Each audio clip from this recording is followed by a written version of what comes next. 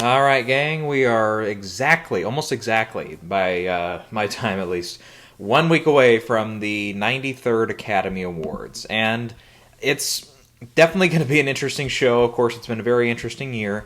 And yeah, I think I wanted to make this video now, especially because we are at that 1 week mark, but also because in some of these categories, we're actually at kind of a crossing point here. I think some of these categories are actually looking maybe for upsets here lately. And I think I think I'll talk about every category today. We'll kind of go through and we'll discuss everything. But that being said, I think some categories, of course, are pretty pretty decided, like best director, supporting actor, stuff like that. In the top categories at least, and then some of the techs I think are there's some chance for some upset, but we're not 100% there yet. So yeah, we're gonna have definitely some interesting discussions here today, or at least obviously it's just me, so it's like I don't have anybody to talk back to yet, but to argue with yet or anything, but still. Best Picture is one of them. I think now that we've actually seen, I think a lot of people are starting to ditch Nomadland. And Trial of the Chicago 7, I think all of a sudden people are going back to, which, I don't know. I mean, I kind of thought about it a little bit, and I'm like, well, possibly. I mean, one thing, obviously that helped it was winning SAG Ensemble, and that's with Nomadland not in the category, with a few of the other, Best Picture contenders not in the category. I mean, really the only other one that was in there was Minari, because everything else was, more or less had a couple of nominations there at least, or one at least, across the board there, whether it's Promising Young Woman or Mank had just one, Sound of Metal just had one, Nomadland had one. I think Judas just had the one too. So, yeah, I think that's almost everybody there. But still, they were all represented at least at SAG. But yeah, it was really just Minari and Trial of Chicago 7 were the two that landed both picture and ensemble nominations. And then it won at Ace Eddie last night for drama editing, which I have to say, I wish I had filmed it because what was it, like Wednesday or Thursday? I was kind of looking over stuff again. I'm like, I don't know. I said Ace Eddie, has a history of not going with the film that wins best film editing lately. I always go back to like Captain Phillips won at Ace Eddie and then lost to Gravity at the Oscars. I'm actually going to pull it up here because I know there's a few other ones here. Let's see here. Going to around that time. Let's see here. Well, then and remember too, they split it between drama and comedy as well. See, I forgot who did win the comedy one. Oh yeah, Palm Springs. So that's really not a good sign for Promising Young Woman either. It really at the Guilds has not done spectacularly well. Anyways, but like Captain Phillips has won. Boyhood won film editing here at Ace Eddie and then lost to Whiplash at the Oscars. Arrival won here and then lost to Hacksaw Ridge at the Oscars. Parasite won here and then lost to who won last year? I cannot remember now. Damn, who was it? It was Ford v Ferrari. Yeah, that's right.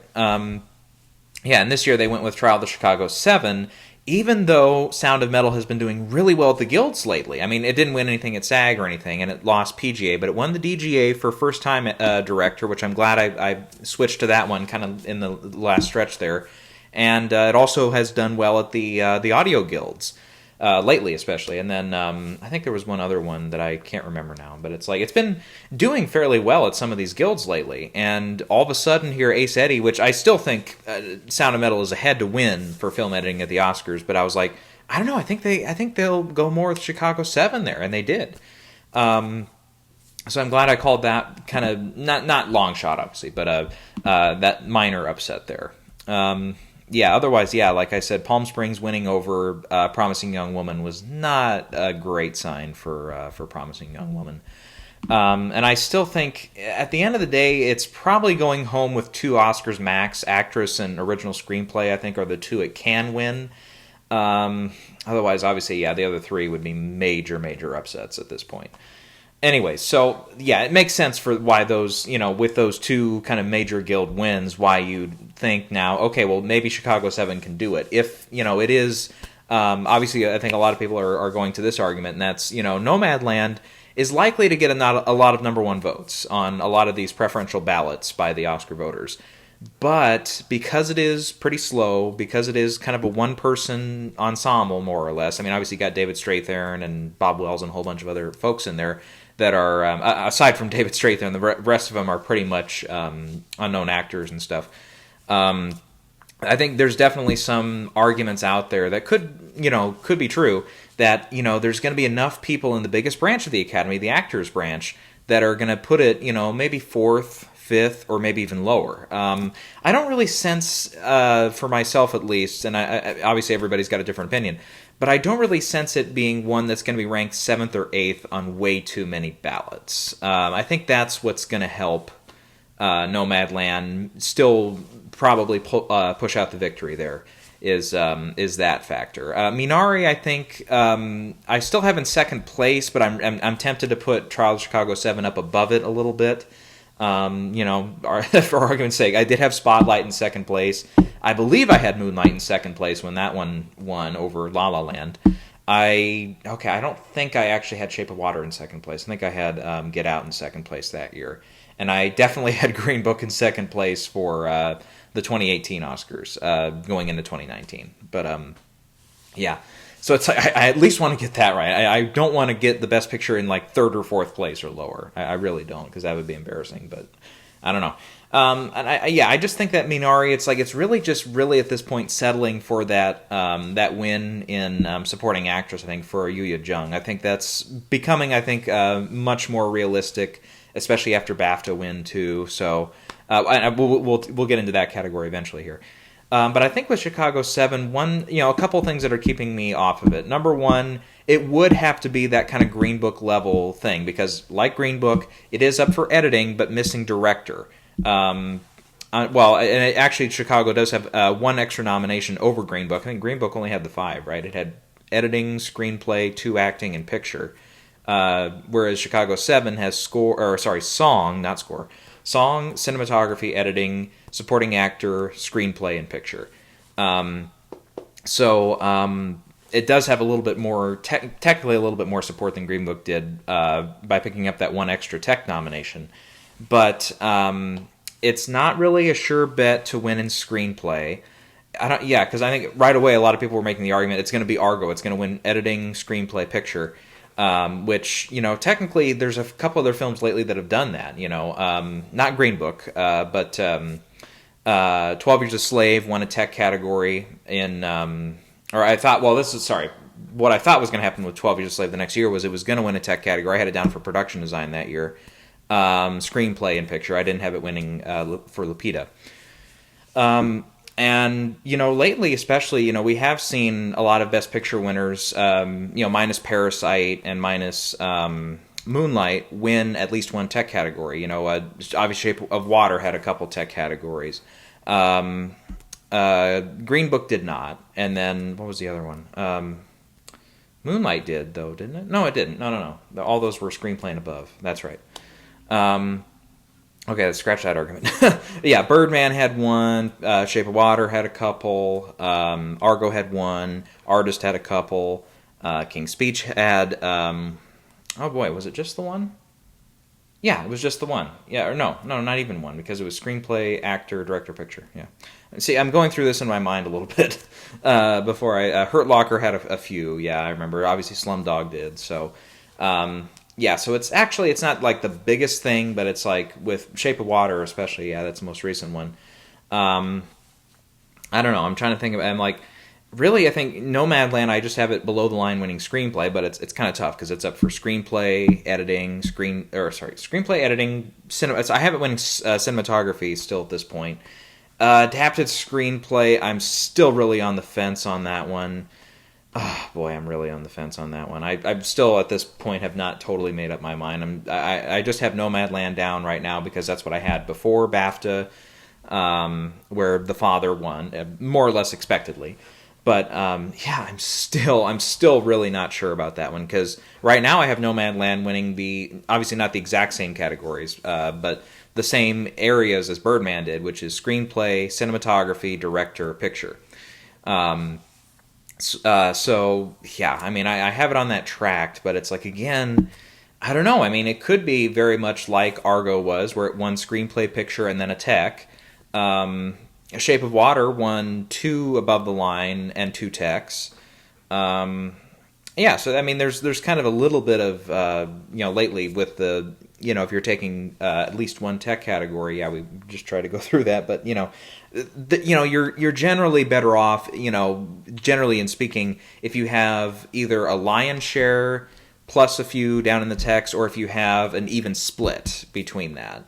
Parasite last year had production design, editing, and then it also, if you count it as below the line, the film not in English language or international film category, it had those 3 nominations aside from director, picture, and screenplay. So yeah, you're better off in that way. Like Shape of Water was more or less an even split because he had 3 acting nominations: screenplay, director, picture, and then what was it, 6 other ones, or 7 or 5, whatever the number of nominations it had.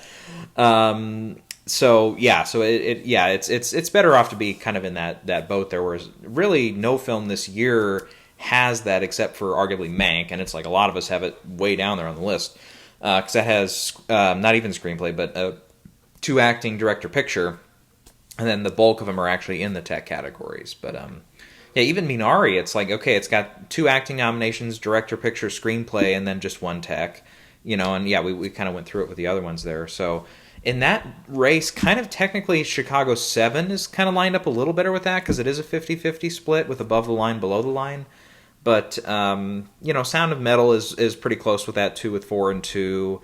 The Father is the same boat with 4 and 2. Promising Young Woman, we mentioned, is kind of 4 and 1 in that respect. And then Judas and the Black Messiah, that had 6. Let's see here. Director, 2 supporting actors, screenplay. Yeah, just 4 and 2 there. Yeah, so yeah, generally speaking, the most even split of them is Chicago 7, with Mank having just a little bit more tech support. But again, it's like Mank is way down there. I have it ranked 7th right now on the list. So anyways, so yeah, I'm considering Chicago 7 as well here, but I think the thing that's keeping me from putting it out front right away is it's Netflix. And really, even in a pandemic year, if you go with Nomadland, which was largely distributed by Searchlight Pictures and stuff, sure, you can get it on Hulu, but it's mostly has been known as a Searchlight movie. You're keeping with we haven't given a Best Picture winner to a streaming film yet. You're keeping with that track record. Whereas with Chicago 7, you're kind of breaking new ground with that. And I think we're still at that stage where I think there's just enough Oscar voters that will take that into consideration. And sure, Chicago 7, I think largely, will receive, a few number 1 votes. It's very likely, though, to get most of its votes in that 2 and 3, maybe even number 4 rankings. It's like, I don't really see a ton of people who hate the movie. Again, it's like Nomadland. It's like, yeah, it's like they'll have a few that'll put it 5 or lower, but I don't think it's going to be a super ton of them.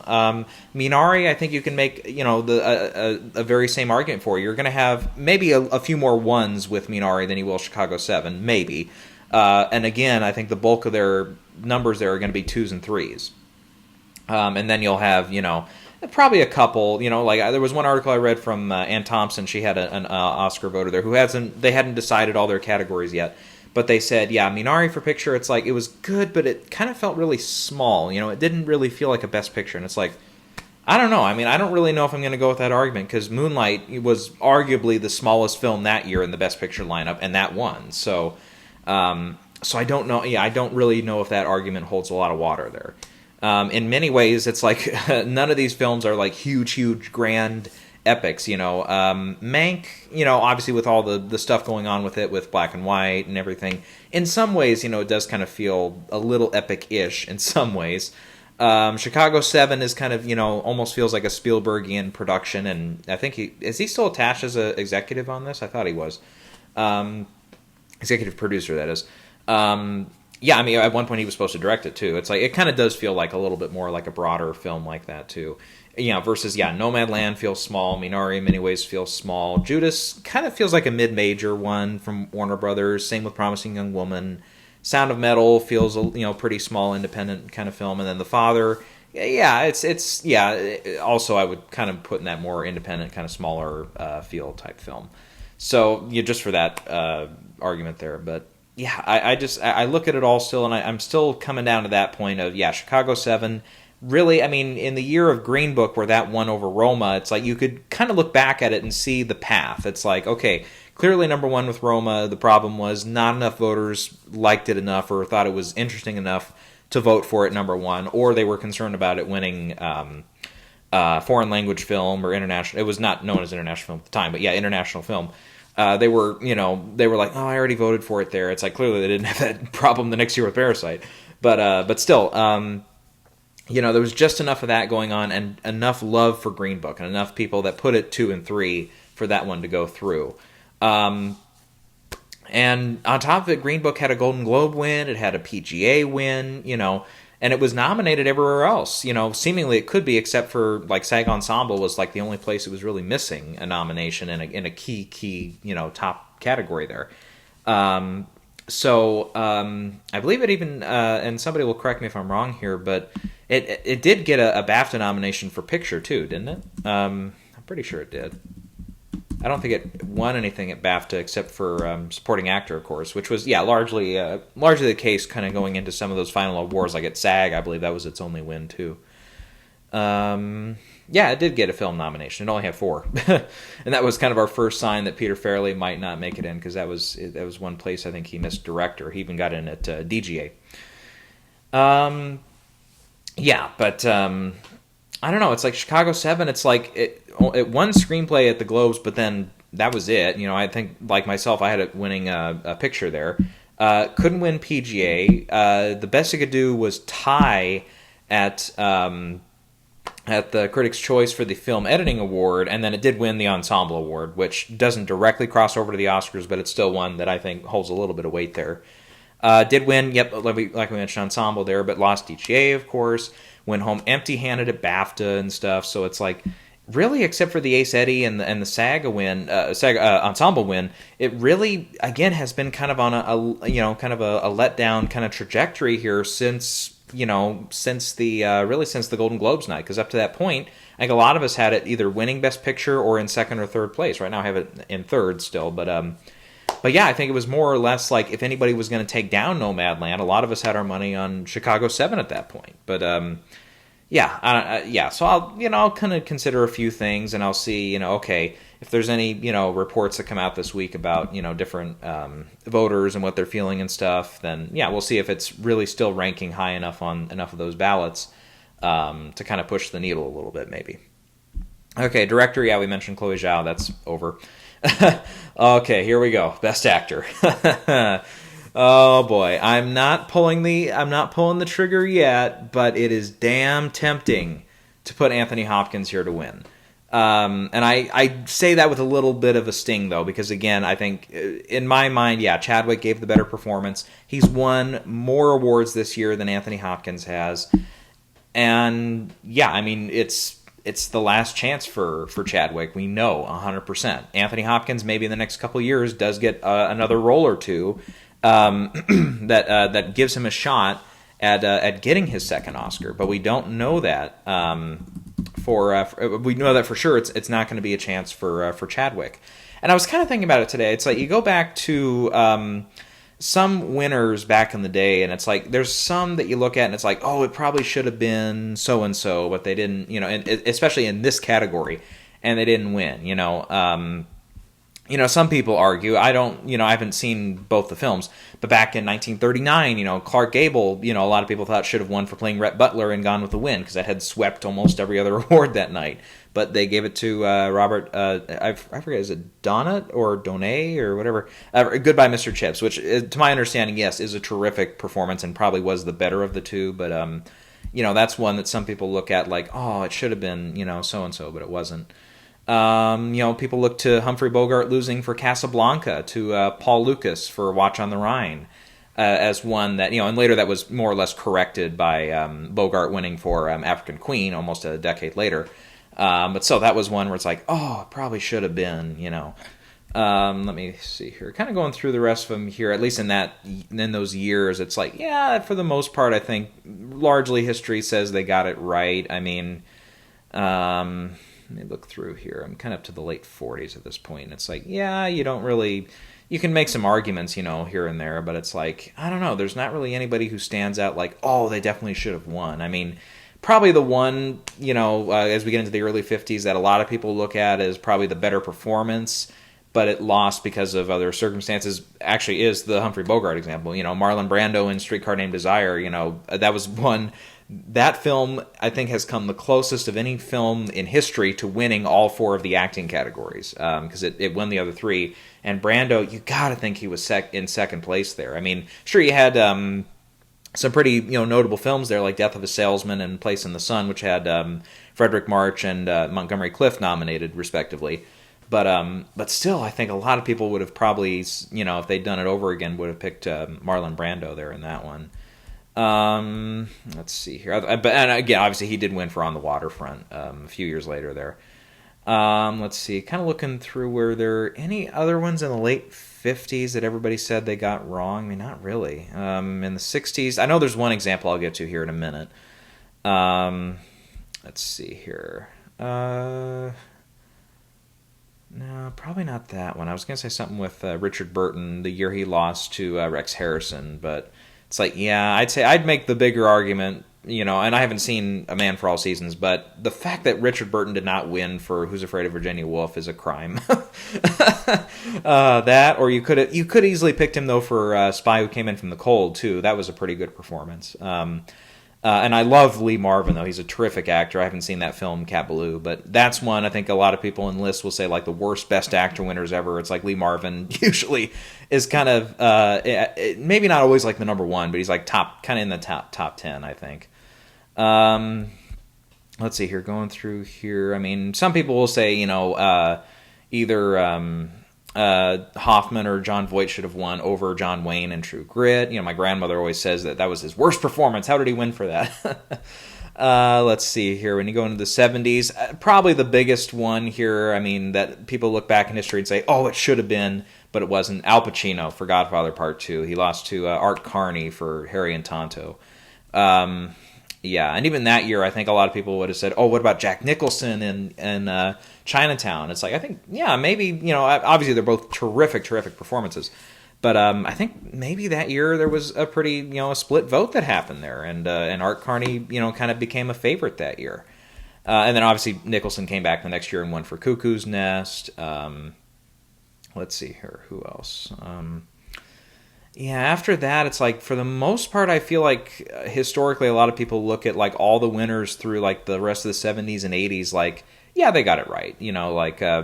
With the exception probably of Paul Newman winning for Color of Money, because like, I think a lot of people that year probably would have picked, well, I don't know. I mean, it was kind of all over the place because, Dexter Gordon for Around Midnight got a few votes that year for sure.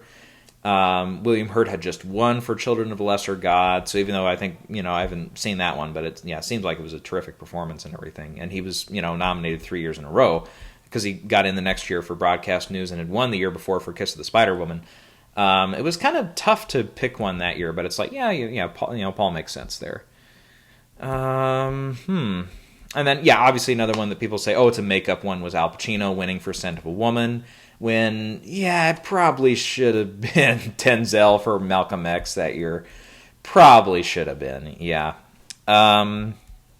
Otherwise it's like, I don't know. I mean, I don't really know, like, definitely some people think Ian McKellen should have won for Gods and Monsters over Roberto Benigni, but, I mean, again, Benigni's good in the movie. I mean, just as an actor. I mean, obviously, directing and stuff, he did a good job too, but, yeah.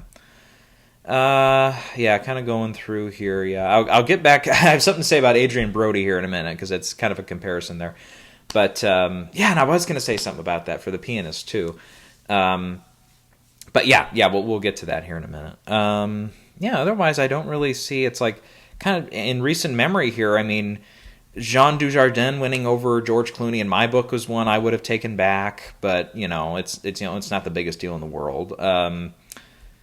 Yeah, I mean, yeah, arguably, I mean, the rest of them, it's like, for me personally, Gary Oldman winning, it's like, yeah, he was good in it. He was kind of chewing the scenery for the most part. I would have given it to Timothée Chalamet that year, but yeah, it's like you don't fault, the people who won, obviously. And I think if Anthony Hopkins does come back and win next Sunday, it's like, no, but, there's going to be a lot of angry people on Twitter and stuff, but it's like, I don't know. It's like the last person you blame for that though is Anthony Hopkins, because it's like he's just the actor doing the work, man. And if he in the mind of the voters does a better job, then then that's the one they go with.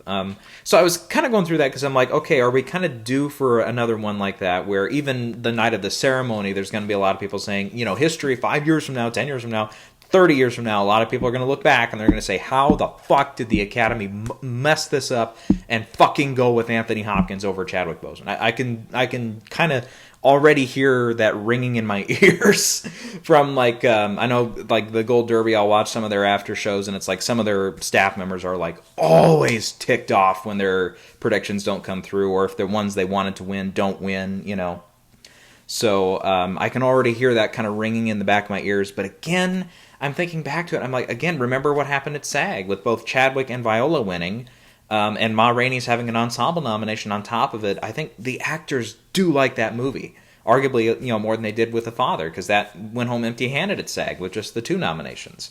But again, remember, some of it is all about momentum too, because Anthony Hopkins, remember, and The Father have definitely risen in the last few weeks here as the film has been more largely seen, and a lot of people have caught up with it now. And it's like, yeah, I mean, definitely. My folks at home, I showed them The Father, and everybody around the room basically just agreed. They said, yeah, how can Anthony Hopkins not win for this, because he's so fantastic? But I don't think any of them have seen Ma Rainey's though, so it's I don't know. So it's like if they had, if they see both, maybe they would agree with me more. But that's beside the point. So it's going to be very, very interesting. And again, I'm going to really keep my eyes peeled for those ballots and stuff, and see, is this a situation like we saw a couple years ago with, and I feel like I'm repeating myself because we've said it in all the videos, but it's like, is it Olivia Colman winning over Glenn Close all over again? Because if enough people, again, like we saw arguably in some of these years where, historically we think they gave it to the wrong person, like Art Carney, for example, or Cat Ballou's Lee Marvin, is it, was that just their favorite performance that year, and everybody who was predicting it, or everybody historically just didn't clue into that? It very easily could be, and I could very easily miss it and feel like, ugh, but it's like, again, I kind of feel a little bit too like I did with Vanessa Kirby getting the nomination, because I remember there I was like, it was tempting to go with like Sophia Loren or somebody random that we would project to see in Best Actress, just because enough people had not seen that film, Pieces of a Woman. But I was like, I don't know. I said it's gonna hurt me. It's gonna metaphorically kill me to predict her to miss, and then for her to make it when it's my favorite performance in the category. So it's like, yeah, a part of me is going to feel like a major dickhead and a fucking idiot if I get this wrong. If I'm like, I've had, obviously not the whole season, because I actually did start with Anthony Hopkins first, but I'm going to feel like such an idiot if Chadwick wins all these awards. Was my prediction since, I don't know, what was that, probably late October, somewhere in there, since then at least, and has stuck at number 1, and then I, at the last week, in the last minute, pull him out, put somebody else there, and then Chadwick comes through to win. I'm going to feel awful if that happens. So, I don't know. It's a very tempting, like a plus 250 or whatever, if you're a gambling person, in the odds or whatever. It's like, it kind of feels like we're almost at that stage in the race here. But, I think, the deciding factor for me is definitely going to be, okay, if any of these major publications like Thompson on Hollywood or, some of these other ones actually talk to Oscar voters and say, okay, I've seen a lot of them are saying they're voting for Anthony Hopkins, or a lot of them are saying, we think Chadwick's going to win, so I'm voting for Anthony Hopkins just because I like that performance better. Or, we see enough, reports and stuff. If enough of that happens, I might just jump the fence on that one and go with Anthony. But it's going to be tough. Speaking of tough, Best Actress, Here's something what I wanted to mention with Adrian Brody here. Obviously, if we're going to have an Adrian Brody this year, it's going to be Vanessa Kirby because she's, I don't think she's the youngest of the group, but remember, Adrian was the youngest of the group. He'd never won before, and he was in a Best Picture nominee, rather. And that was another thing interesting, too, because I kind of thought about it, too, and I'm like, okay, for what would really help Nomadland early on in the Oscar telecast is, okay, who wins screenplay, adapted screenplay? Because, again, I'm very much on the fence on that one, too. If it's Nomadland, then it's like almost 100% Nomadland's going to win Best Picture, because I was thinking through today, I'm like, okay, when was the last time we saw a film win screenplay and director and lose Best Picture? And I believe it is The Pianist. I think that's the last one to do it, because that one adapted that year at one actor and at one director, but then Chicago came through for Best Picture. Man, and I was kind of thinking through, I'm like, I can't even think of a more modern one than that to do so. Let's see here. I can look. Let's see here. Winning films. Okay, I don't know why they have it lined up like that. Oh, here. These are all films that have won an Oscar. Oh, geez. Yeah, that's way too long. Sorry. I was going to look up like the winners of Best Picture here just in the last few years just to double check my math on that. But let's see here. Oh, here we go. Yeah, Best Picture. Let's see, because I mean, like we said, if unless you're Shape of Water, or The Artist, you're winning screenplay too. In very, very recent years here. But it's like, I'm trying to think what else has done that, and it's like nothing is really coming to mind, because more often than not, screenplay and director go together if you're winning picture.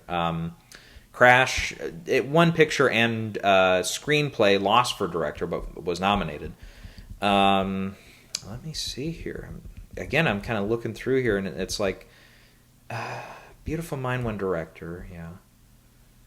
Gladiator, I think that's the last one, I believe. I mean, again, I could be really wrong here, but was that the last one to lose both screenplay and director but still win picture? That might have been. Yeah, because they lost to Traffic that year or something. Or on the original side. Oh, no, Almost Famous. I think Almost Famous won that year for that. That's right. Yeah, and again, I just remembered that right now when I saw it. Yeah, I'm not really thinking of nothing's really coming to mind here for that. Oh, maybe was Born on the 4th of July one that won both and then lost? That could have been one. Oh, it lost screenplay. That would have been 89. I don't know. Off the top of my head, I can't remember. Dead Poets? No, that was an original. Was Driving Miss Daisy adapted? I thought that was in the original category. And that might have lost screenplay too. No, that was adapted and it won. Okay. I know. I feel like... anyways.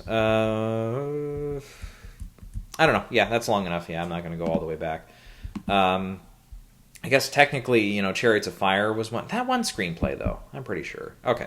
Whatever. I feel like I've been on that too long. So, yeah, that was one thing. And then the other thing I was going to say, with The Pianist was, obviously was the Adrian Brody thing. So I'm like, that's really the only argument I see anymore for Vanessa Kirby. Otherwise, I think it's still a legit four-way race between everybody. And again, another sign, if Promising Young Woman loses screenplay but wins actress, it could be kind of like The Favorite from a couple of years ago. Because remember, a lot of people had that one winning screenplay. I did not. I had it going actually to not Green Book, but First Reformed, in an upset there. But yeah, The Favorite, we were all kind of going through. It's like, wow, it's going to go over 10, but then Best Actress happened. So yeah, I think, and I'm not again. I that's why I kind of said the most it can win is 2. That's with Carrie and with the original screenplay. But I don't know. I don't really see it going beyond that. And it's kind of a tough call if it's just going to win one. Okay, which one is it going to pull through? Because again, it could be one or it could be the other. It could be Carrie winning and then it loses screenplay to Chicago 7 if all of a sudden that wins picture and screenplay and kind of repeats what Spotlight did. Or if it also wins editing, then it repeats what Argo did. We'll see there. But again, I think a lot of people are more just in the line of Emerald Fennell there winning. And I think, yeah, again, we'll get to that category in a minute here, but yeah, I'm still thinking, yeah, that one probably is Promising Young Woman. Um, yeah, and I don't know. I mean, I feel like again, Viola Davis. It's a movie that the actors clearly liked because they gave it Best Actress at SAG. She was not nominated at BAFTA, but she's still a very very popular actress, and definitely again an actress like Anthony Hopkins in the actor side. It's like nobody's gonna say undeserved if he wins or she wins 2 Oscars, and they could actually both win 2 Oscars, their second Oscar the same night. That would actually kind of be fitting. Man, that's actually no, we're not going there. We're not going there. That's a little string theory kind of projecting that. I'm kind of tempted because actually there's been a lot of people saying that there's actually out in Los Angeles. A lot of people are really thinking Andra Day is actually standing a really good shot of winning here, even though she was only nominated at Globes and SAG before, or sorry, Globes and Critics' Choice before this. Obviously, she won the Globe in a pretty big upset there, and since then she's kind of been MIA. But it's still, and even though again it's a movie like Pieces of a Woman that I think largely the Academy has not seen, or at least they've only seen enough of it to say, okay, I tried watching it and it wasn't for me, because I think both are critically, they're below I think 75% on Rotten Tomatoes. So there's definitely some people that are critics of the films. But yeah, that being said, though, I think Andra Day, she's arguably maybe in third place, and if there is enough split voting going on, maybe she does come through to win. I don't know. I mean, it is kind of a younger, actress. She does fit that kind of ingenue kind of role, like I was arguing for Vanessa Kirby all year, more or less, and again, you go down the list with Jennifer Lawrence and with Emma Stone and Brie Larson and there's definitely other ones, through the years, Grace Kelly and everything, so on and so forth. So, Andra Day kind of fits that, but it's like, I don't know, a couple years ago, Lady Gaga, she had an early tie with Critics' Choice for Best Actress, and she didn't come through to win as a mostly known as a singer turned actor, in that same respect there. So, yeah, I mean, I kind of, that's why I kind of what's the word I'm looking for? Whatever. Whatever. I'm stuck on it. That's why I'm kind of boxing that one away. Like, okay, it's probably the Lady Gaga thing over again. But obviously, of course, you'll make the same argument for Leslie Odom Jr., though, in supporting actor. It's like, yeah, he's ahead to win for song. I think there's still a chance for some upsets there. But, Lady Gaga was there, but it's like Andra Day isn't even nominated for song. So it's like, again, the only chance to award her is here, and everything. So I don't know. And then you've got Frances McDormand, the BAFTA winner, and again, it's like, okay, are we looking at a scenario like not Hilary Swank, sorry, Tilda Swinton, who was kind of nominated consistently everywhere, won at BAFTA, and then repeated at the Oscars. It could very easily be that scenario, and especially if Nomadland again is kind of a top priority for voters, and enough of them watch it at a certain point in time or whatever, they might just be stricken with the performance and just say, yeah. Compartmentalize. That's the word I was looking for Andra Day. See, I can't even repeat it now. Fuck it.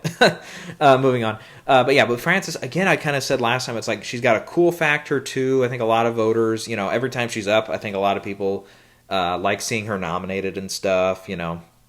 So she'll definitely have some votes in that respect. Viola Davis is another, in some respects, kind of has a little bit of cool factor too, as well. So yeah, it's like. Yeah, it's again, this is definitely you can almost split it 5 ways, and you can make a really sound argument for all of them, historical argument too, for all of them as well. So, and then again, that's based on, how their film is performed, and it's about, what awards they've won and how they repeat and stuff, and yeah.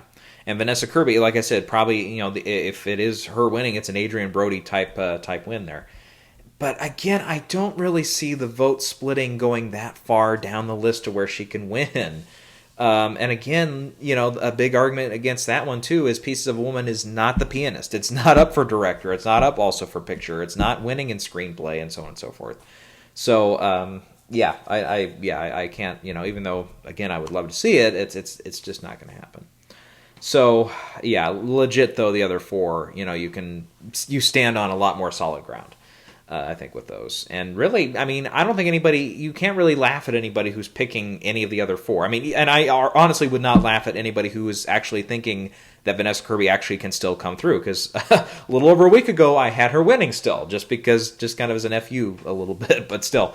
Yeah, but still, I mean, in all honesty, it's like this is one where it's like, nobody, is gonna, ha ha he he at you if you pick them, Whereas, if you're not following it very closely and you pick like Lakeith Stanfield for supporting actor, or Gary Oldman for actor, it's like some of the people that are kind of lower in the list there. It's like, yeah, you might have some people that are like, they're just not paying attention because it's clearly this. It's like, no, you can't make that argument here in Best Actress. Absolutely not, because it's a tight one, and it's going to be.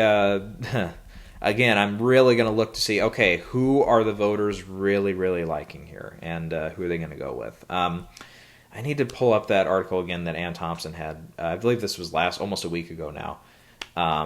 Or maybe it was right after BAFTA. It was like early in the week maybe. But I thought that voter went with Frances, but I can't remember. All right. And what I thought about this too. Not long after I shot the last video, I'm like, I kind of thought about with Carey Mulligan, maybe one thing that might be hurting her, and maybe an explanation for why she hasn't been winning and why she may not win on Sunday. And that is that, I mean, it's obviously, there's no direct comparison we can make here because, largely, though, in the past few, 10, 15 years in supporting actor, we've seen a lot of those kind of sly, kind of bully characters or even outright villain characters winning, with Javier Bardem and Heath Ledger and Christoph Waltz and J.K. Simmons to an extent. They've all been winning those awards, and almost all of them have been sweeps in their respective years. And Carey Mulligan, I mean, you can't exactly call her the biggest hero of the five that are nominated here, because she does some stuff that's not very nice. I mean, at the end of the day, it's like, I still, you kind of root for the character. You hope that she, makes her point and that she gets everything across there. And it's kind of hard not to root for her when she's surrounded by a lot of despicable people in so many scenes in the film and stuff. But at the same time, it's like there's enough vulnerability there. I mean, there's vulnerability to more or less amongst all those other examples we mentioned there with their individual performances and stuff. Definitely with the J.K. Simmons character, for example. And there's a little bit there with the Christoph Waltz character, too. But yeah, with Carey Mulligan, though, it's like, yeah, there's a couple moments where she's legit, like just being a regular person and stuff. The pharmacy scene and stuff.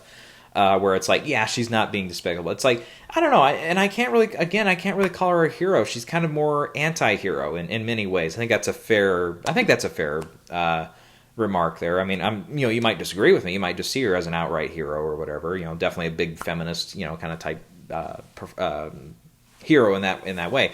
What have you. But still, it's like, again, a lot of these kind of type of roles, and again, this is not a direct comparison because she's not just an outright villain through the film, because, overall, she's doing stuff that I think a lot of us, and again, we all have our different opinions here, but it's like a lot of us are saying, yeah, she's kind of got the higher ground in some of these arguments and stuff. Definitely, but still, it's like a lot of those roles, if they're going, in that kind of villain route, really, it's like if they don't win everything, they don't win the Oscar. It's, like we said, J.K. Simmons swept that year. Christoph Waltz swept. Javier Bardem, I believe, swept or nearly swept that year. And Heath Ledger definitely swept that year. So, yeah, and it's like Carey, she lost the Globe, lost SAG, wasn't even nominated by BAFTA. It's like the only place that awarded her was Critics' Choice, and arguably maybe the critics, have liked this movie the best of any of the groups. You could make that argument. I don't know. But I don't know. I mean, it's tempting to, to go with somebody else, but it's like, I don't really know who to go with. I mean, I don't really see Nomadland going 5 for 6 if it wins screenplay and actress. I think it only wins one of them. I don't know. That's tough. And it's like Viola Davis, it's like, yeah, I mean, this would be, I believe, the first time, somebody can probably fact check me on this, and I'm not going to look up, 600 different articles just to find it. But I believe this would be the first time that actor and actress have lined up in a non-Best Picture nominee, because As Good as It Gets won both, and that was at least nominated. Obviously, Silence of the Lambs won both almost 30 years ago. That was a Best Picture winner. One Flew Over the Cuckoo's Nest, It Happened One Night, stuff like that.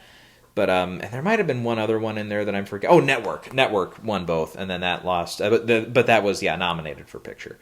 I think we've named all the ones that have won both somewhere in there. But yeah, it would be the first time that's happened, and it's like, I don't know. I mean, Viola, again, she wasn't even nominated by BAFTA, and it's tough. And SAG, again, the actors really support the movie, and it's gonna be strange though if Viola wins but Chadwick doesn't, because through the vast bulk of the season, it's been Chadwick winning. Viola picks up a couple here and there with critics' prizes, and then later with SAG. But then BAFTA, they both, one was not even nominated, the other one lost. So it's like, it'd be weird if Viola wins, but then Chadwick doesn't. It's like Viola comes back to win, and Chadwick, who has almost been at the front runner through virtually the season, definitely after he was confirmed to be in lead actor, for him to lose last minute, I mean, that's going to be very, very strange if that happens. I don't know. So it's like, I don't know.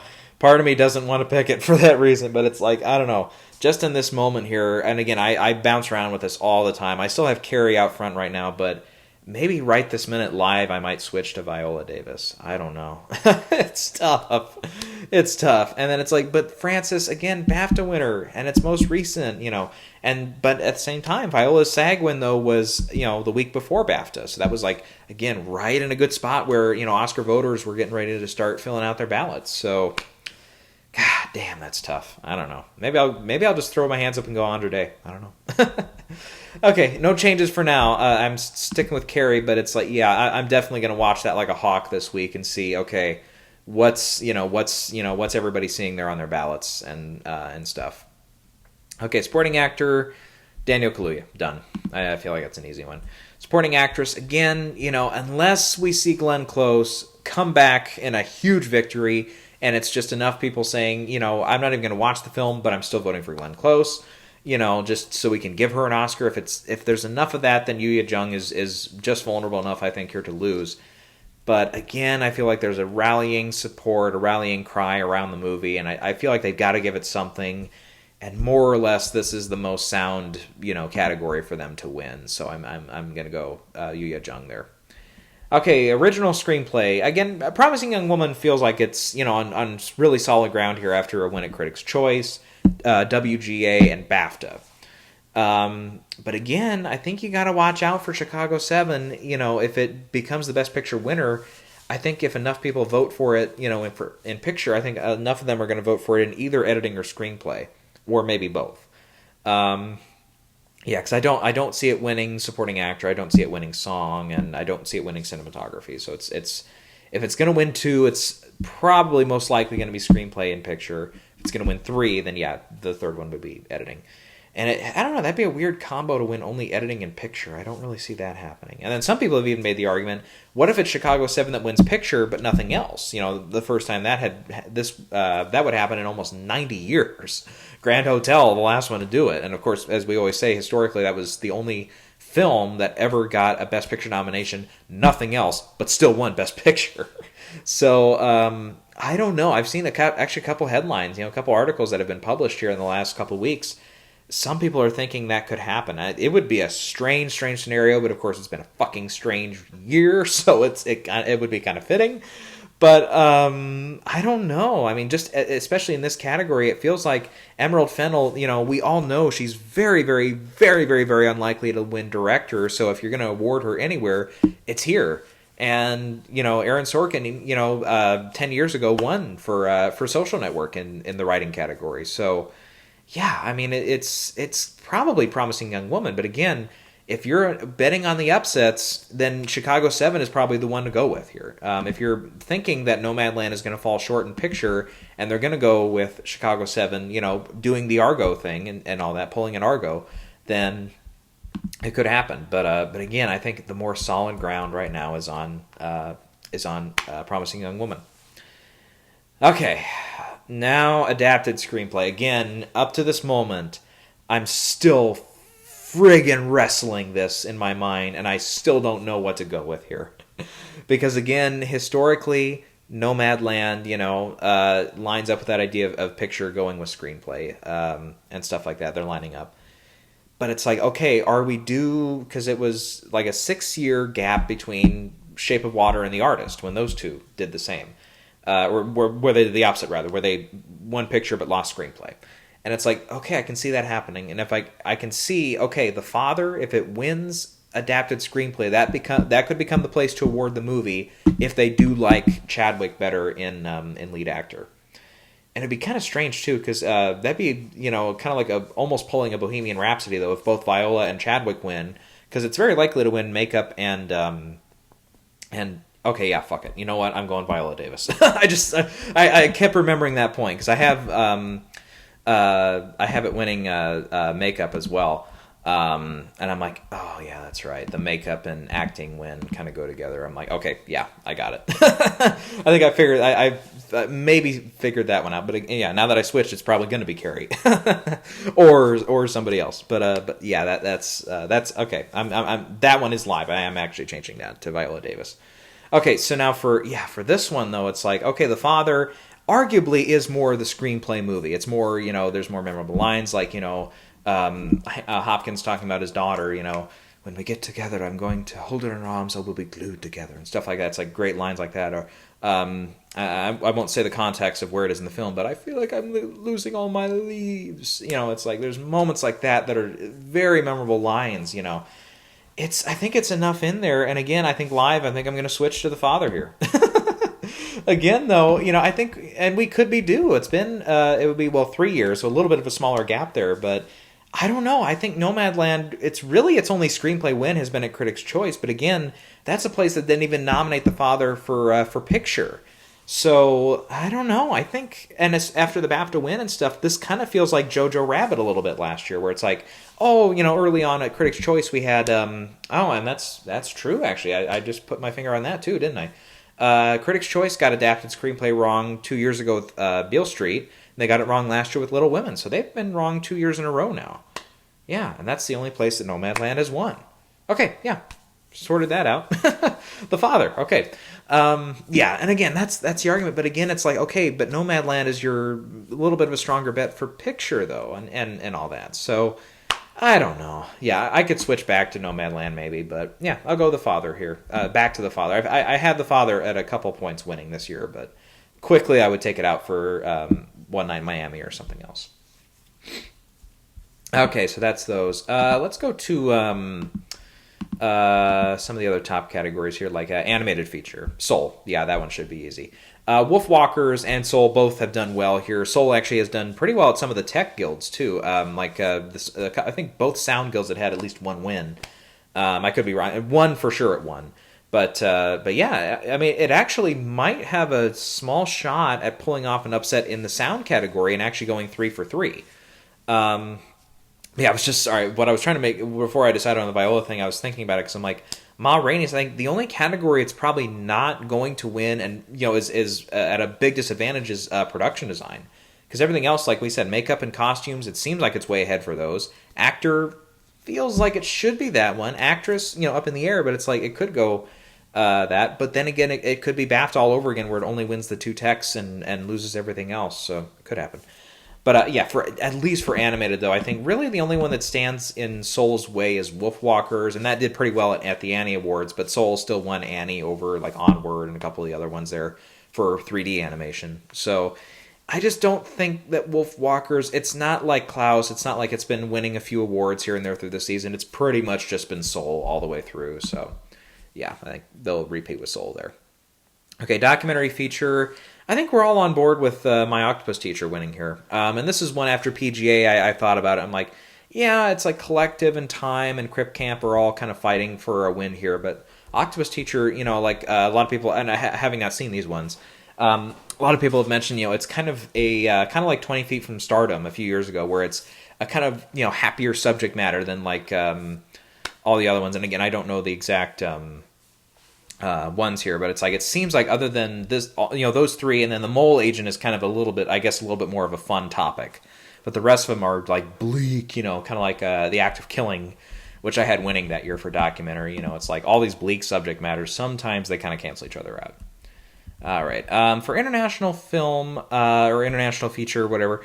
I think another round seems like it's on pretty good footing. Again, especially, I mean, with the director nomination, with a BAFTA win over Minari there, yeah, I think another round is pretty solid there. And that one I actually did not know. That one is actually on Hulu as well. So I think there might be actually a fair number of Oscar voters who normally would not see, unless it's Parasite, unless it is a Best Picture nominee, they normally wouldn't see any of the five, and they would either abstain from voting or just go with the popular one. I think enough of them have probably seen it to give it the win there too. So yeah, so I feel like that's going to be a good win for Vinterberg and stuff. And yeah, especially after The Hunt and some of these other films that he's been notarized for and noted for over the years and stuff. I don't think he's a notary, but sorry, but he's been noted for over the years. It's like, yeah, I think a lot of people are going to be happy and on board with him winning that one. Okay, as we keep going here, how long have I been doing this? Okay, yeah, kind of a longer one, but yeah, we'll keep going. Because there's like a lot to talk about. Okay, cinematography more or less feels like it's going to be either Nomadland or Mank, but again, probably leaning more toward Nomadland, which has won a lot more stuff this year for cinematography, like we mentioned with Critics' Choice and with BAFTA last week. And the Guild, I think, again, is coming up. It's not today, but it's or is it today? I forget. Is it today or is it? I thought it was in the middle of the week or something. When is it? Or maybe it is. Yeah, it must be today. Okay. Actually, do we have a winner yet in that? Maybe it's late enough in the night. I've actually been filming while it's been given out or something. Okay, I don't know. Let's see here. Oh, geez. Oh, here, maybe. Let me see. Well, if I'm reading this right, they gave it to Mank. If I'm reading this right. If that was correct. Held April 18th. Yeah, that's today. Let's go to news here on Mank. Yes, I believe as of 3 hours ago. Yep, Mank won there. So, yeah, so that's the thing. It's like, okay, I don't know. I'm kind of thinking about it now. It's like, okay, a lot of us, I mean, have had Nomadland winning here, but now in the last minute here, we've seen Mank come back. And I can't remember, did I have Mank winning or no? I had Nomadland. No, I thought Mank had a chance to upset here and at Costume Guild. That's what it was. But I don't think I picked it. I think for costume maybe, or I fucking forget the guilds what I go with. But I know I got the guild right for editing though for Chicago 7. I know I switched that one, but yeah, so it is black and white. I mean, they like that, the black and white films here lately, at least nominating them, two in the same year, a couple of years ago. But I don't know, it's like, that's going to be, it's like overall the popularity of the film too. It's like, I don't know, I think I'll just stick with Nomadland. But yeah, I still think, yeah, production design is still going to be the best bet for Mank on Oscar night. Film editing. Okay, so like we said, we just talked about all this with Ace Eddie and stuff. Is Sound of Metal winning editing? I'm still saying yes here. It's tempting to say, okay, there's a possibility, of course, Chicago 7 could win because the editing is such a big part of the film and all that. There's definitely a couple parts, in the second act and stuff where the editing kind of goes from the trial to, the behind the scenes with Abby Hoffman where he's giving speeches and stuff to the actual events, and it's all really cut together very, very well. I think Bongard or whatever, Adam or Alan Bogard, whatever, or Baumgarten, whatever the editor's name was, did a very good job of this film, I think. And really, I mean, either one of this one or Sound of Metal winning, I think, are both very worthy winners. And that's nothing against the other competitors, of course, but and yeah, I mean, really, all five of them do a solid job with the editing of their film. Again, The Father we've mentioned several times here as being, a pretty key component to how that film works, because if the editing doesn't really work or it doesn't really get pulled off in the right way, the film overall kind of diminishes a little bit. It doesn't reach its full potential there. It gets damaged there by that. But again, there's a word I'm looking for, detriment, whatever. It's a word like that, but it's not coming to me. And Promising Young Woman has some fun editing and stuff in there too. And Nomadland, Chloe being an editor on it. Again, I don't know how many, like we've been talking about with Francis on being a producer on Nomadland. I don't know how many Oscar voters are like super aware of her being an editor on the film or co-editor. I forget. Is she co-editor? I thought it was co-editor, but I think she might have been the only one. Let me see if there's a clear answer on this. Oh, she's a sole editor. Okay, I thought she was a co-editor, but no, she's a sole editor on it. Yeah, I don't know how many are aware of that. I don't know. So, but yeah, that being said, though, I still, after that, it's like, okay, that kind of lines up because, again, Ace Eddie has been wrong a lot of times in the past. I mean, especially in recent years, because, I mean, they're almost on the same track record as BAFTA getting Best Film wrong, which, again, if you're going with Chicago 7 for picture, that's part of the reason why you might go for it, but we'll see. All right. So yeah, I think still I'll stick with Sound of Metal there. I think it's a popular film too. It's one that I think a lot of people, the popularity of it pushed it to get the Best Picture nomination over Ma Rainey's and over One Night in Miami, arguably over stuff like News of the World or The Five Bloods and a couple of those other ones that were still in the hunt there that were not nominated though. Okay, then we'll go to the design categories here. Costume design, yeah, I think we're all set on Ma Rainey's there. Production design, I think we're all having Mank win there. Let's see here in the music categories. Score, it feels like it'll be Soul rather, but if Soul and Mank, an argument I made early in the year, but it has not come through, is if they kind of split, we could see something else win. And it's like, well, I think the clear alternative would be Minari at this point, but I don't know. I don't think there's going to be enough vote splitting to happen there and all that. The song category, this is actually an interesting one because I feel like the Hear My Voice and the Fight for You, I feel like they're the only two that I think people are saying really doesn't have a large chance to win. I mean, most people like the songs, but it's like, there's not a lot of people backing them. I was kind of shocked because I have it still in 5th place. But the Husavik song from Eurovision, the Will Ferrell one, actually, he's not nominated, by the way. Just he's in the film. I remember I thought he was actually a co-songwriter on it, so I thought, he's actually going to get his first Oscar nomination here. But no, he's not. Actually, a lot of people kind of look at that. If you actually listen to the songs, they say, I have actually not heard. I don't think I've heard any of these songs in their entirety, by the way. But because I think they're all like end credit songs or whatever, and it's like, yeah, I didn't stick through the credits of any of the 3 that I've seen in this category, but yeah, I think a lot of people that say if you actually listen to the songs, the Husavik one is the catchiest. It kind of more or less stands out from the crowd because other than Scene, I mean, all the rest of them have to do more or less with social justice or combating the criminal or justice system and all that. Which arguably, those 3 films are almost all about, generally speaking. And then, of course, you've got Scene from The Life Ahead, which is the chance to award Diane Warren, and it won at the Globes and stuff. But again, you've got Leslie Odom, who is, again, not likely to win supporting actor, but it's like he's, a popular enough dude and stuff. And again, we've seen that kind of trajectory here lately where it's like, okay, if you get an acting nomination and a score or a song or something else the same year, you'll likely win that other one, like Lady Gaga and with who's the other one? Pretty recently, but I'm forgetting who they are right now. Who was it? Oh shit, I cannot remember who it was. It was pretty recent, I thought, but anyways, it might come to me later, but still, yeah, I still see that one being the prevalent argument. It did win at Critics' Choice.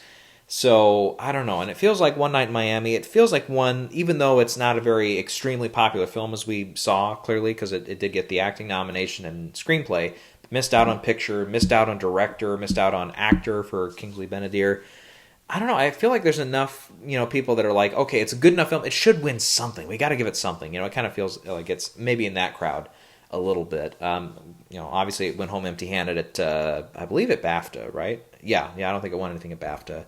Lost everything at the Globes. Lost everything at Critics' Choice. So, yeah, I mean, it's not a great track record for the film. But I don't know. And even though, yeah, it did almost massively underperform here, Oscars nominations morning, I don't know. I mean, I feel like the other 2 that people are really considering here, the Husavik song and Scene, I feel like there's enough people that, it'll maybe be enough vote splitting there where it could just be Speak Now. I don't know.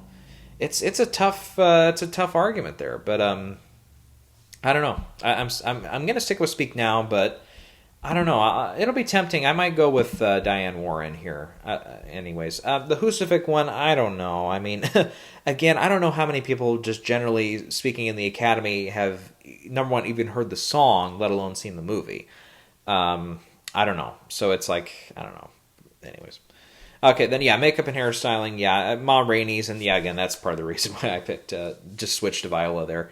Just because it is, a way, we all thought maybe would happen last year with Judy a little bit in this category. Bombshell, of course, was the winner across the board, just as Ma Rainey's has now been the winner across the board at all the precursors. We all thought, oh, if actress and makeup line up the way they did with Darkest Hour, the way they did with Iron Lady and stuff like that. But it doesn't quite happen. And I think, more or less, a lot of us have been kind of making that argument, though, with Hillbilly Elegy, where it could win both if Glenn Close wins, but I don't know. I just don't think the popularity is there for the film either. Okay, the sound category, yeah, this unless it is soul, I think it's Sound of Metal here. And again, at soul, that would be kind of a big upset there, but I think it's Sound of Metal. Okay, visual effects. Some people think after the Effects Guild and stuff, they think Midnight Sky actually does stand a chance here, but I don't know. Tenet still wanted a Sound Guild, even though it's not up for sound and stuff, so I think and it won at BAFTA, it won at Critics' Choice. It just feels like it's too far ahead here for something like Midnight Sky to come back and win. And even then, remember for the Effects Guild, remember that's only part of the voting body here when we get to the final round here. Because everybody, generally speaking, is voting on the Oscar winners here in all the categories. So unless they're abstaining from certain categories, and I think in this case, Tenet, of the 5 films here, other than maybe Mulan, it's the one that everybody's seen. So yeah, I'll go with that one there. All right, then the shorts, those damn shorts. I don't know. I more or less feel like I've got the 3 that everybody thinks here, but I'm thinking about one upset though here. It's not this one though. That's animated short. I feel like most everybody's on board with the "If Anything Happens, I Love You" winning here. Because of the subject matter, the popularity and availability of the film and stuff, But I'm remembering though the DeKalb Elementary, which I can't remember if that was doc short or live action short. I think doc short. Everybody had that one picked a couple of years ago, and that one lost. So, and that was kind of, I believe, similar subject matter with school shooting.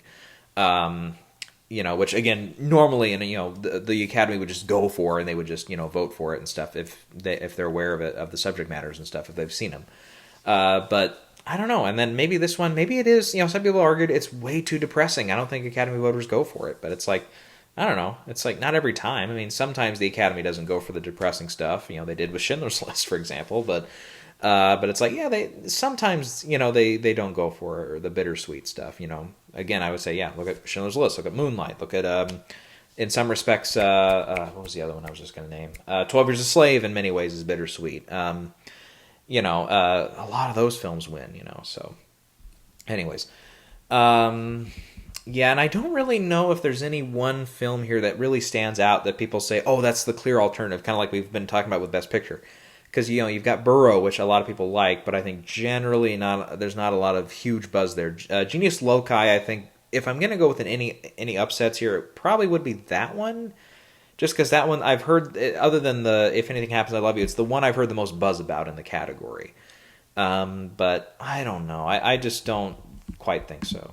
I'll stick with the other one. Then we have a documentary short, which I think is probably the shakiest of the 3. This is the one where I'm really considering calling an upset here. And that's, I have right now a love song for Latasha out front, but that A Concerto is a Conversation, which I believe does have to do with music. A lot of these music ones sometimes come through. What was the one? There was one a few years ago that was all about music that won. And some of the, like the Pixar shorts, for example, if they're music-centered, some of them win. So it's like, that's probably the one I would go with here if it's not Love Song for Latasha. Yeah, and I think, I'll put it ahead for now for that Concerto one, but I might switch back to Latasha. But I don't know. I think that one, again, I think it's the only other one I've heard the most buzz about is the Concerto one. So yeah, I'll go that one. Okay, then for live action short, I think most everybody has the Letter Room here. It's obviously, like we said, it's kind of like that not Helium, 'cause it was the one that went after Helium, whatever one it was, which had like Martin Freeman and a few other stars, like actual legit movie stars in there. Whereas this one you have the Letter Room, which has like Oscar Isaac and I thought one other one in there, but yeah. And then Two Distant Strangers, is that I need to remind myself, was that the one that was Amenabar with Tilda Swinton? Maybe. Okay. I forget, man. It might be. Really quick, let me see. Of course, yeah. That's. Oh no, that was Human Voice. Yeah, and Human Voice. Oh wait, am I in the wrong category? That wasn't Doc Short. Yeah, that one didn't even get in. That's right. If I'm remembering right. Yeah, that's right. Yeah, that one didn't even get in. Sorry, I was thinking it was going to go up against that, but no. I don't know. Otherwise, again, that one's gotten the most buzz of the 5 here. Otherwise, like The Present, some people have talked about, but not a lot. Feeling Through, some people like, but it's, again, not a very popular category, or a popular pick here. And then Two Distant Strangers is the last one. And again, that one feels like, and I just from what I'm seeing here in the picture, at least, having not seen this one, it looks like it's kind of about a young African-American student and a police officer, so it's like, ooh, okay. Especially in the last few weeks with Dante Wright and the Chauvin trial and everything. It's like, and obviously it's not like youth, because this looks like it's like a high school or a middle school student who's African American. But yeah, race relations with police. It's a very popular topic here in the last few weeks. Definitely eats up all the news cycles. So. I don't know. Maybe that is one that upsets here. I mean, I don't know. Again, it's going to be these two I think are the more interesting ones. Animated, again, I feel like it's probably If Anything Happens, I Love You, but and yeah, usually it's like the animated short is the one that we're all the most confident in. Sometimes like Mr. Hublot winning, it's the one that has the biggest upset. But I don't know. Yeah, so I'll consider that one, because that one I want to hear more about. I want to hear more, what more people think about it. Maybe those who've seen it can chime in. Okay, is it better than Letter Room, or is it maybe one they would go for? Is it is the subject matter like I just surmised there? Was that correct, or is it not correct? I'm not sure, but again, I always say every year this is the year I'm gonna see the shorts, but it's like I don't know. It's like, and a lot of people, again, testify to this. If they watch the shorts, they're like, I watched them all and it didn't help me trying to decide the winner. Because everybody's always like, I like this one the best, and that's the one that probably had the least number of votes in the category and stuff. So, so maybe it's better off to just kind of blind pick them, and sometimes that works. Anyways. All right, so we've got, that's all the 23 categories. It's kind of strange to say 23 this year, but that's the way it is, for now at least. And yeah, I think, again, some of these categories, and obviously I'll have a video later this week where we'll kind of put in our final predictions, but some of these categories, man, they're primed for upsets, and they're really getting down to it with, okay, who's going to win, and it's some of these are dicey. And otherwise, on a personal note, look who's got this. Yeah, funny. I mentioned it in the video. I said, as long as everything goes right, of course, the day I'm supposed to get my dose, it's Johnson & Johnson. That's the day they say, nope, no more Johnson & Johnson. Okay. Anyway, but I don't know. In all honesty, I did prefer, this is Moderna, by the way, if you couldn't read it fast enough. Yeah, I got my first one here yesterday. So I would prefer to get that one or Pfizer, just because of the effectiveness and stuff and all that. So. Anyways, so maybe it was in hindsight, it was a good thing that I didn't get Johnson & Johnson and all that. Anyways, so okay. Otherwise, yeah, that's just my personal update on that. But otherwise, of course, like I said, I'll be back here later this week. I will go ahead and give out final predictions again. Some of these topics, some of these categories, I'm really still wrestling with, and really are still 2, 3, even 4-way, arguably 5-way legitimate races. So. Yeah, it's going to be a fun week. We're going to definitely see a lot of people really upset with some of the predictions on Sunday, and it's been a more or less a fun year competitive wise in some cases in these categories. Definitely Best Actress. It's generally speaking, I like a year where you have the same person winning over and over again, because then it's an easy prediction to get right. but it's still good every once in a while to get one of those years like this year where every different award show gives it to somebody different, and it becomes okay, who are they gonna go with? It's really really fun to see those. Okay, yep, I'm gonna pull it there, and we're gonna say goodbye, and we will be back later this week, and we'll get those final, hit the nail on the head and just hope it's the right one predictions there.